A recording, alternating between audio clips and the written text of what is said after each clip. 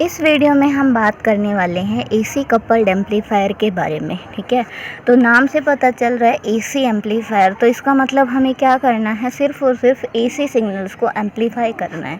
लेकिन हमें पता है कुछ ऐसे सिग्नल्स होते हैं जिनके अंदर एसी और साथ में क्या प्रेजेंट होते हैं, डीसी कंपोनेंट्स भी प्रेजेंट होते हैं।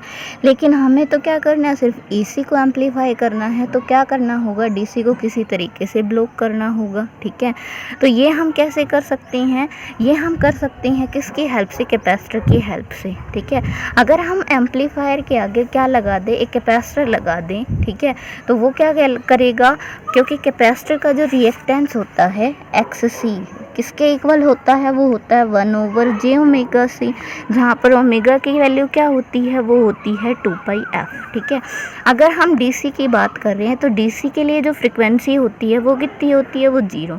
तो यहाँ से अगर एंगुलर फ्रिक्वेंसी निकाले तो वो भी 0, और अगर यहाँ पर पुट करें एंगुलर फ्रिक्वेंसी की वैल्यू तो ये क्या बनेगा, 1/0 मतलब इनफाइनाइट। तो जो कैपेसिटिव रिएक्टेंस है कैपेसिटर का डीसी के लिए वो कितना आ रहा है, वो इनफाइनाइट आ रहा है। तो इसका मतलब क्या होगा, जो कैपेसिटर होगा वो डीसी कंपोनेंट को पास ही नहीं होने देगा। ठीक है, तो अगर हमें सिर्फ एसी को एम्पलीफाई करवाना है तो हम क्या करेंगे, ओप एम्प के आगे, एम्पलीफायर के आगे क्या लगा देंगे, कैपेसिटर लगा देंगे, जिसको हम क्या कहते हैं, कपलिंग कैपेसिटर बोलते हैं। ठीक है, अब अगर हम देखें एसी एम्पलीफायर को तो वो हमारे दो टाइप के हो सकते हैं, वो इन्वर्टिंग भी हो सकते हैं और नॉन इन्वर्टिंग भी हो सकते हैं। ठीक है, तो सबसे पहले हम डिस्कस करते हैं इन्वर्टिंग एसी एम्पलीफायर। तो अगर हम सिर्फ इन्वर्टिंग एम्पलीफायर की बात करें तो नाम से पता चल रहा है इन्वर्टिंग मतलब जहाँ पर हम इनपुट वोल्टेज कहाँ अप्लाई करेंगे, ओप एम्प के इन्वर्टिंग टर्मिनल पर। ठीक है, तो ये हमारा क्या है, ये एक इन्वर्टिंग ओप एम्प है। ये RF और R1 मिलकर क्या बनाते हैं, फीडबैक सर्किट।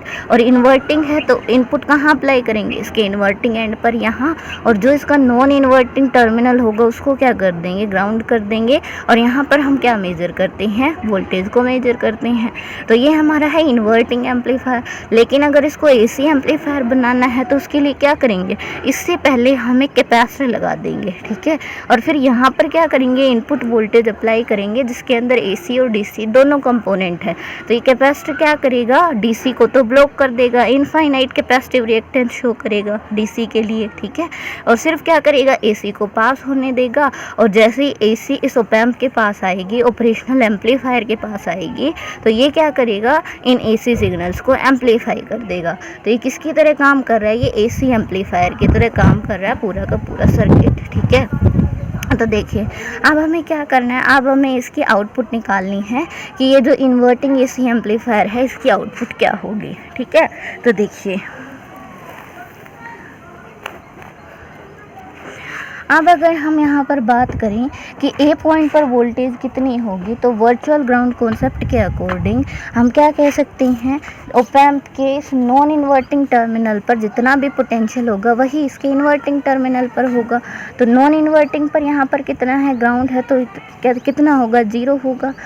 तो उस वजह से वर्चुअल ग्राउंड कॉन्सेप्ट के अकॉर्डिंग यहाँ पर वोल्टेज कितनी होगी, वो भी हमारी 0 होगी।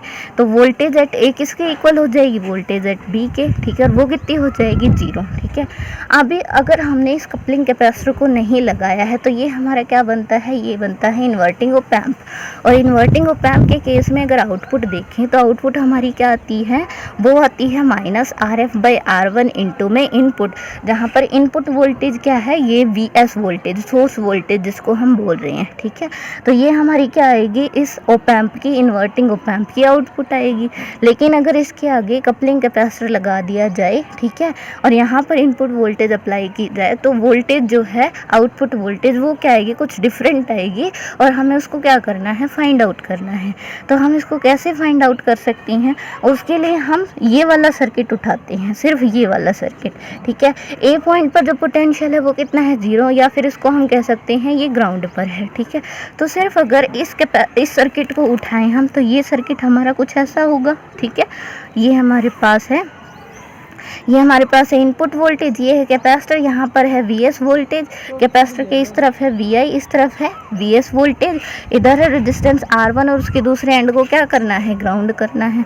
तो यहाँ पर देखिए Vi और Vs के बीच में हमने कैपेसिटर लगा दिया, R1 के एक एंड को Vs और दूसरे को क्या करना है, ग्राउंड करना है।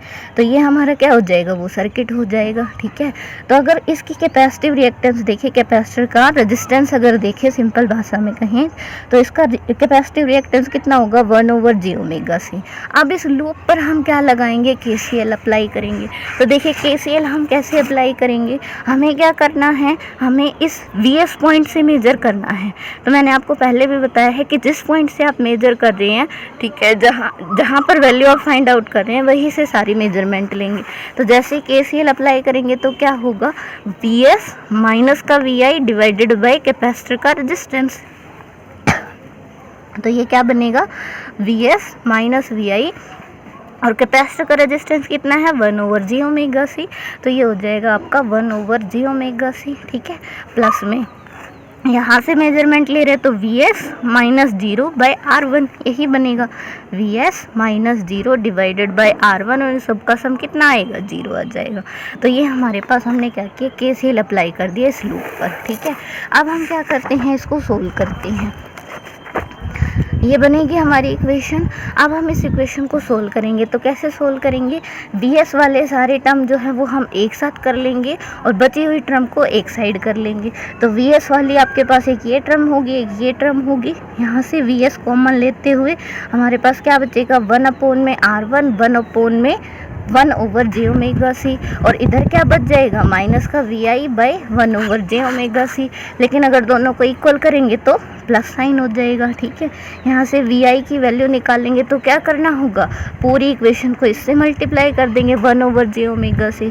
ठीक है, जैसे ही हम मल्टीप्लाई करेंगे तो इधर मल्टीप्लाई करेंगे तो क्या हो जाएगा, ये टर्म बनेगी, इससे मल्टीप्लाई करेंगे तो कैंसिल हो जाएगी, इधर 1 आ जाएगा। ठीक है, और यहाँ से अगर Vs की वैल्यू फाइंड आउट करें तो वो क्या हो जाएगी, Vi divided by this whole term. ठीक है, तो हमारे पास ये किसकी वैल्यू आ गई, Vs की वैल्यू आ गई। अगर इसको फर्दर सिंप्लीफाई करें तो कैसे कर सकते हैं, j से मल्टीप्लाई कर देंगे, j से डिवाइड कर देंगे, नीचे बन गया हमारा j² और j² की कितनी वैल्यू होती है, j² होता है हमारा -1। ठीक है, j जहाँ पर एक इमेजिनरी क्वांटिटी है तो यहाँ पर ये टर्म बन जाएगी हमारे पास Vs। ठीक है, ये हमारे पास Vs आ जाएगा। तो Vs की क्या वैल्यू आ गई, अब ओमेगा की वैल्यू को क्या पुट कर देंगे, 2πf पुट कर देंगे। तो हम क्या करेंगे, 2πf पुट करेंगे तो ये हमारे पास किसकी वैल्यू आ गई, ये Vs की वैल्यू आ गई। ठीक है, अब देखिए यहाँ पर हम क्या कर रहे हैं, ये जो टर्म आ रही है ना 1/2πRC1, ठीक है, इसको क्या पुट कर देंगे, FL 1/2πR1C। ठीक है, इसको क्या पुट कर देंगे, FL, और इसको क्या बोलेंगे, लोअर कट ऑफ फ्रीक्वेंसी। ऐसा क्यों बोल रहे हैं वो हम अभी पढ़ेंगे। ठीक है, तो यहाँ पर Vs की क्या वैल्यू बन गई, Vi 1 - j FL/f। ठीक है, और इसको बोला जाता है लोअर कट ऑफ फ्रीक्वेंसी। अगर यहाँ से हम आउटपुट देखें तो आउटपुट क्या आ रही थी, आउटपुट आ रही थी -RF/R1 इंटू में Vs, जो कि इन्वर्टिंग ऑप एम्प की आउटपुट होती है। ठीक है, तो Vs की जो वैल्यू आई है उसको हम क्या कर देंगे, पुट कर देंगे। तो ये हमारे पास इस पूरे AC इन्वर्टिंग एम्पलीफायर की क्या आ जाएगी, आउटपुट आ जाएगी। ठीक है, और ये जो टर्म आपको यहाँ पर दिखाई दे रही है 1/1 - j FL/f, इसको हम कहते हैं transfer function of high pass filter. क्योंकि ये जो सर्किट है जो अभी हमने डिज़ाइन किया वो किसकी तरह वर्क करेगा, वो हाई पास फिल्टर की तरह वर्क करेगा। अब कैसे करेगा और इसको लोअर कट ऑफ फ्रीक्वेंसी क्यों बोल रहे थे वो देखते हैं। अगर हम यहाँ से Vout/V इनपुट मतलब गेन फाइंड आउट करें तो क्या होगा, ये बनेगा हमारा Vout/V इनपुट की जो वैल्यू होगी वो होगी हमारी -RF/R1 और ये हो जाएगा 1/1 - j FL/f, यही बनेगा।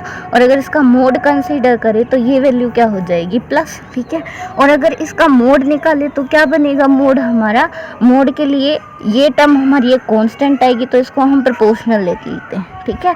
और ये एक इमेजिनरी वैल्यू है, जे आ रहा है इसके अंदर, तो इसका अगर हम मैग्नीट्यूड निकालेंगे तो वो मैग्नीट्यूड क्या होगा हमारा 1 प्लस में एफ एल का स्क्वायर बाई एफ का स्क्वायर, ठीक है, अंडर दी रूट, यही बनेगा हमारे पास। तो जो हमारा गेन है वो किसके प्रोपोर्शनल आ गया, वो इस टर्म के प्रोपोर्शनल आ गया, ठीक है।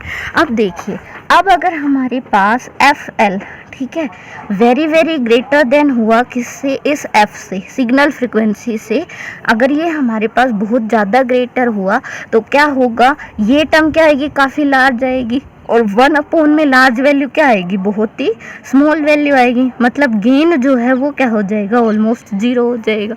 तो इसका मतलब ऐसी फ्रिक्वेंसीज जिनकी वैल्यू क्या है, एफ एल से काफ़ी कम है, इसको ऐसे भी तो लिख सकते हैं, ठीक है, वो फ्रिक्वेंसीज जिनकी वैल्यू इस एफ एल से काफ़ी कम है, उनके लिए जो गेन आ रहा है वो कितना आ रहा है, वो जीरो, मतलब उन सिग्नल्स को ये जो एम्पलीफायर है वो एम्पलीफाई नहीं कर पाएगा। इस सिग्नल से, इस फ्रिक्वेंसी से अबू वाले जो भी सिग्नल्स होंगे वही क्या हो सकते हैं, एम्पलीफाई हो सकते हैं।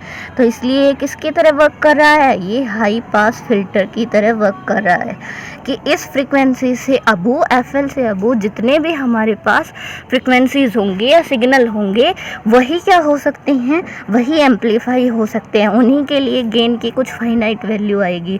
तो ये किसकी तरह वर्क कर रहा है, ये हाई पास फिल्टर की तरह वर्क कर रहा है, और उसकी जो मिनिमम वैल्यू है फ्रिक्वेंसी की वो कितनी है, इस एफ एल के इक्वल है, इसीलिए एफ एल को क्या बोल रहे हैं, लोअर कट ऑफ फ्रिक्वेंसी बोल रहे हैं, ठीक है। तो ये हमारा था इन्वर्टिंग एम्पलीफायर का केस, ठीक है, ये हमारा था इन्वर्टिंग एम्पलीफायर का केस। और एसी सिग्नल्स ही यहाँ पर एम्पलीफाई होंगे, तो ये जो सर्किट है वो किसकी तरह वर्क कर रहा है, वो एसी एम्पलीफायर की तरह वर्क कर रहा है। सिर्फ एसी सिग्नल्स ही क्यों एम्पलीफाई होंगे, क्योंकि लो फ्रिक्वेंसी वाले जो सिग्नल्स थे, ठीक है, वो फ्रिक्वेंसीज जिनकी वैल्यू इस कट ऑफ फ्रिक्वेंसीज से कम थी, ठीक है, वो एम्पलीफाई नहीं हो रहे थे। लोअर फ्रिक्वेंसी जो है वो एम्पलीफाई नहीं हो रही थी, सिर्फ जो हायर फ्रिक्वेंसीज हैं, एफएल से ग्रेटर वाली जो फ्रिक्वेंसीज हैं, सिर्फ वही एम्पलीफाई हो रही हैं। इसीलिए किसकी तरह वर्क करेगा, ये एसी एम्पलीफायर की तरह वर्क करेगा, ठीक है। अब आते हैं नॉन इन्वर्टिंग एसी एम्पलीफायर पर। तो नॉन इन्वर्टिंग के केस में क्या करना है, जो हम इनपुट अप्लाई करेंगे वो इसके नॉन इन्वर्टिंग टर्मिनल पर अप्लाई करेंगे। ये क्या होता है हमारा, ये हमारा फीडबैक सर्किट होता है, ठीक है। फीडबैक सर्किट में जो इसका इन्वर्टिंग टर्मिनल है उसको क्या कर देंगे, ग्राउंड कर देंगे, ठीक है। यहाँ पर इनपुट अप्लाई करते थे इन्वर्टिंग के केस में, लेकिन ये नॉन इन्वर्टिंग है तो इसको तो कर देंगे ग्राउंड, और नॉन इन्वर्टिंग पर क्या अप्लाई करेंगे, इनपुट वोल्टेज, लेकिन किसके थ्रू, कपलिंग कैपेसिटर सी के थ्रू अप्लाई करेंगे, ठीक है। और यहाँ पर एक और एक्स्ट्रा एडिशन हो जाएगा इस रेजिस्टेंस R2 का, ठीक है।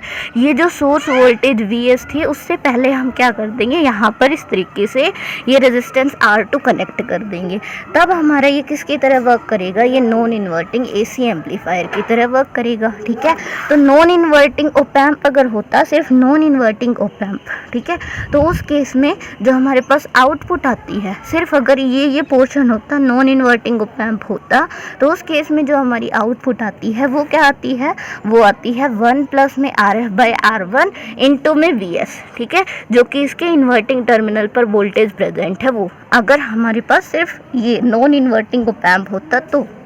लेकिन यहाँ पर हमारे पास क्या है, आउटपुट कुछ डिफरेंट आएगी, क्योंकि हमने इस सर्किट को यहाँ पर अटैच किया है, ठीक है। तो जैसा कि हम लास्ट एक्सप्रेशन में निकाल चुके हैं कि जो हमारी VS की वैल्यू आएगी सोर्स वोल्टेज की, वो कितनी आ रही थी, वो हमारी ये वैल्यू आ रही थी, जहाँ पर लोअर कट ऑफ फ्रिक्वेंसी उस केस में बन रहा था 1/2πR1C, लेकिन यहाँ पर क्या है, वह यहाँ पर रेजिस्टेंस है R2, ठीक है। तो यहाँ पर क्या हो जाएगा 2πR2C, ठीक है। तो यहाँ पर अगर हम आउटपुट निकालें तो आउटपुट में क्या है, इस एक्सप्रेशन के अंदर सिर्फ VS की वैल्यू पुट करनी है।